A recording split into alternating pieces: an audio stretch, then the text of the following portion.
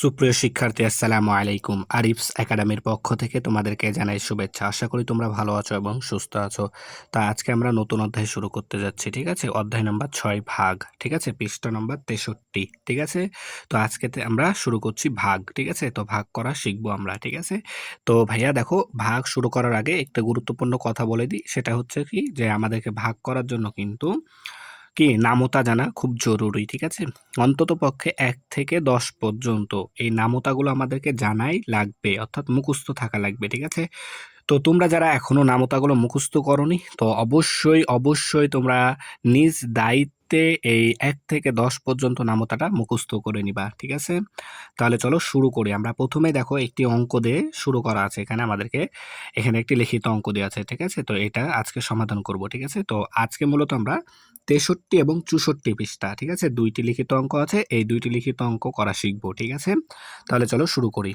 তো দেখো, আমি এখানে প্রশ্ন ২ টা তুলে রেখেছি, ঠিক আছে? ৬৩ এবং ৬৪ পৃষ্ঠার অঙ্ক ২ টা এখানে তুলে নিয়েছি। তো এই ২ টা আগে আমরা সমাধান করব, ঠিক আছে?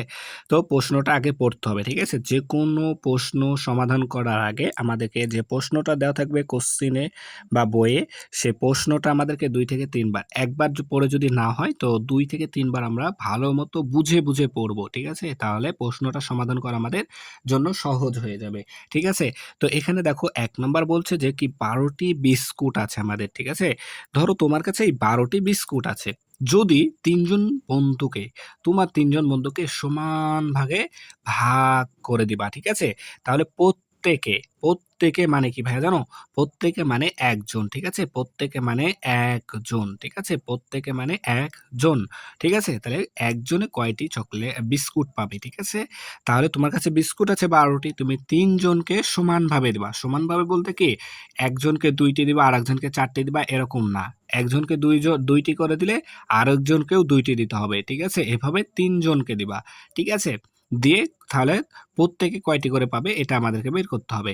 তো আমাদের আছে বিস্কুট আছে ৩ জন, সরি ১২ টি। এই ১২ টি আমরা দেব ৩ জনকে, অর্থাৎ ৩ জনকে বিস্কুট দেওয়া হবে কয়টি? ১২ টি। তো আমরা লিখব কি, যে এটা সমাধান করব, তাই না? তাহলে এখানে আমরা ১ম এ সমাধানটা লিখে নিব, ঠিক আছে?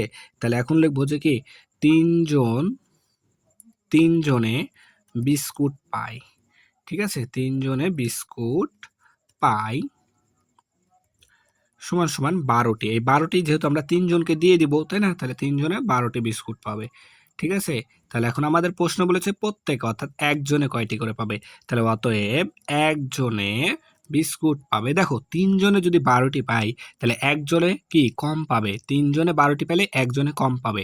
আর এই কথাটা মনে রাখবা যে কম মানে ভাগ করতে হবে, ঠিক আছে? কম পেলে ভাগ করতে হবে, ঠিক আছে? যখন বেশি পাবে তখন গুণ করতে হবে, ঠিক আছে? তাহলে এখানে আমাদের একজনে কম পাবে। তাহলে ১২ কে আমরা এই ১২ কে ১ম এ লিখব, তারপরে এখানে ভাগ চিহ্ন দেব। এরপরে এই যে এখানে যে থাকবে, ঠিক আছে? এখানে যে থাকবে তাকে এখানে লিখে দিব, ঠিক আছে?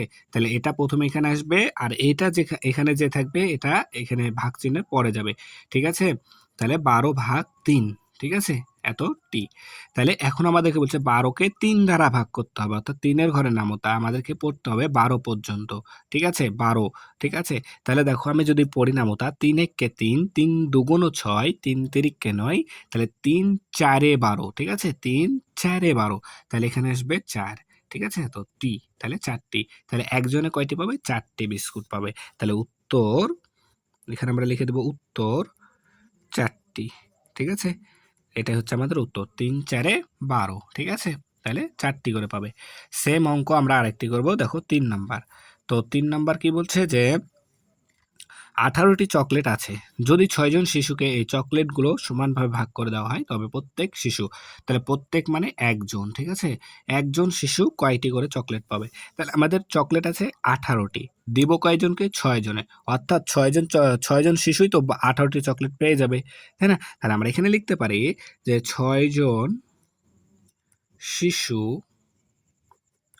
চকলেট ৬ জন শিশু চকলেট পায় সমান ১৮ টি। ১৮ টি, ঠিক আছে? ৬ জন শিশু চকলেট পায় ১৮ টি। তাহলে প্রত্যেকে বলেছে, তাহলে প্রত্যেকে মানে একজন। তাহলে আমরা লিখব অতএব একজন শিশু চকলেট পাই, তাহলে এখানে যে থাকবে সে প্রথমে তাকে লিখবো। তাহলে ৬ জনে পাবে ১৮টি, তাহলে একজনে কম পাবে, আর কম পেলে ভাগ করতে হবে।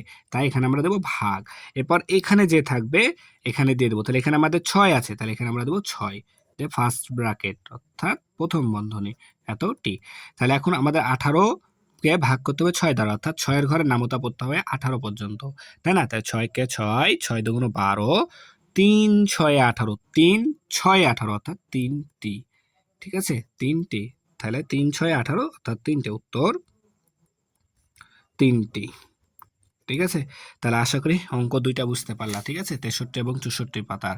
ঠিক আছে? তাহলে আজকে এই পর্যন্তই। ভিডিওটি ভালো লাগলে অবশ্যই লাইক, কমেন্ট, শেয়ার করতে ভুলবেন না এবং পরবর্তী ভিডিও সবার আগে পেতে আমাদের চ্যানেলটি সাবস্ক্রাইব করে রাখো। আল্লাহ হাফেজ। আসসালামু আলাইকুম ওয়া রাহমাতুল্লাহ।